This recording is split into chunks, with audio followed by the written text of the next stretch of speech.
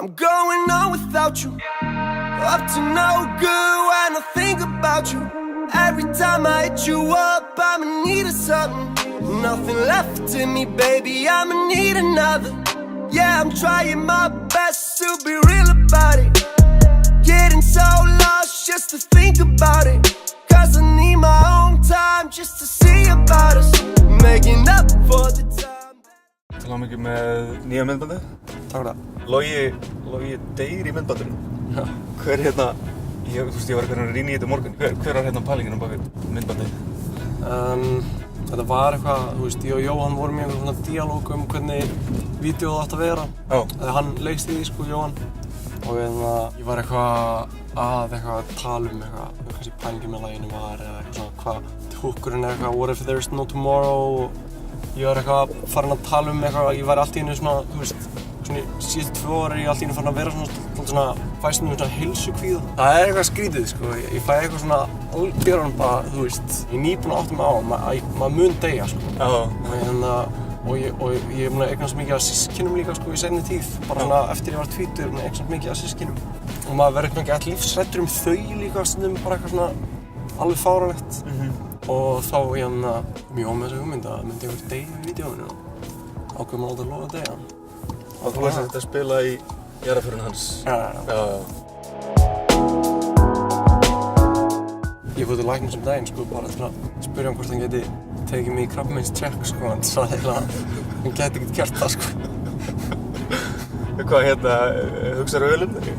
Já, ég gera það ég gera líka bara sérstaklega núna kannski svona síðustu 4 ára eða eitthvað og ef maður svona farin að fara miklu meira í ræktina og bara borða allt og eitthvað. Hver kveikinn að þessum panikið þá? Ég veit það ekki, ég meina aldrei kannski, ég veit það ekki, ég meina já, kannski það eðlilegt eitthvað þegar maður eitthvað svona á þessum 21 ára aldri að byrja að pæla einhver svona sem bara hefur maður kannski aldrei spáð í neitt áður, ekki að ég hafi lifað eitthvað óheilbrigðum lífstíl eitthvað áður en bara allt í einu þá maður svona, vá, ég hef aldrei spáð neitt í þessu og bara eitthvað ég held að þetta algengt að fólk sé að spá þessu frekar svona á fertugsaldrinum Já, fínt nefnilega að klára þetta, ég alltaf að reyna að tækla vandamálin sem allir mér þekkir sem eru fertugir, Ég er að tækla þau bara núna, Langt á undan þinni samtíð. Hver ertu stoltastur af æfina? Það sem ég kannski ánægðist með bara í öllu svona sem ég hef gert. Það er rauninni bara svona unityið sem hefur skapast á milli mín og í rauninni bara þeirra okkar sem eru í stúdíónu og sérstaklega þá, kannski Jóhanns og Loga og Haraldur Aunsmann sem eru bara svona æsku vinir mínir og algjör svona fjölskylda og ég og Jóhann og Haraldur náttúrulega skildi líka svona hálfskildi svona fjölskyldu tengslum Ég er bara án efa ánægðist með að hafa náð að halda þessari tengingu alltaf og náða að náða að vinna svona mikið með kannski fólkinu sem manni þykir svona mikið vænt frekar en eitthvað svona eitt eitthvað, ég er stoltur af eitthvað þessum tónleikum eða þessu verkefni eða þessu lagi eða eitthvað þá bara svona styrkurinn í því sem ég ger og ég trúi líka því að bara svona trúi líka á að styrkurinn í því sem kannski við erum að gera dálítið í stúdíónu sé þetta svona team effort og það er allir svona dálítið mikið að ýta hverjum öðrum áfram og svona hjálpa hverjum öðrum að skína og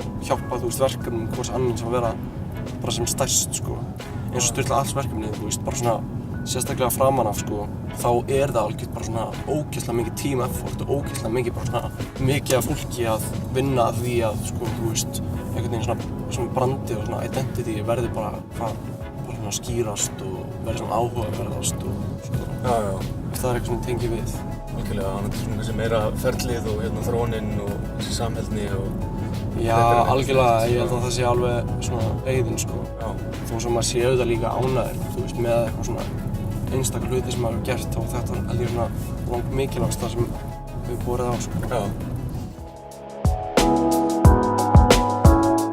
Hvað ertu að hlusta á þessu dagana eða hvað er að innbúinsa þig?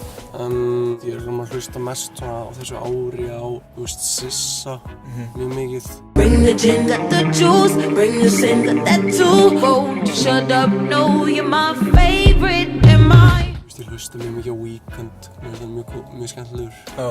Og svona, þú veist, mér finnst það channela svo vel, þú veist, það er svo margir að gera R&B og gera eitthvað svona, þú veist, hip-hop influencerað R&B.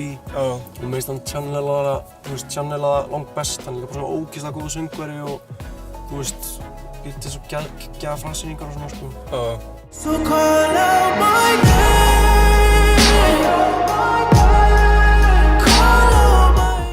Síðan er maður alltaf að reyna að hlusta á maður er alltaf að reyna að finna eitthvað sem er ekki eitthvað svona 100% það sem er inn, skilur.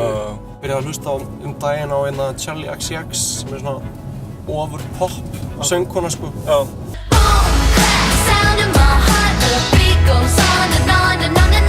Og mér finnst það geðveikt, sko, og það er svona smá skref frá, sko, þessu svona mega hip-hop dæmi sem er í gangi, sko. Já.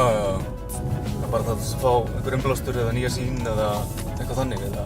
Já, 100p, og það er líka, þú veist, einhvern veginn dýrka hip-hop og það er gett skemmtilegt svona, en þú veist, getur ekki bara verið einhvern veginn að búa til hip-hop og hlusta á endalaust hip-hop og eitthvað svona, þú veist, það virkar alltaf ekki fyrir mig. Nei. Einhvern veginn bara svona, ég fatt það bara daginn eitthvað, ég og Arnar Ingi ákveðum bara eitthvað svona, nú ætlum við bara að gera pop. Já.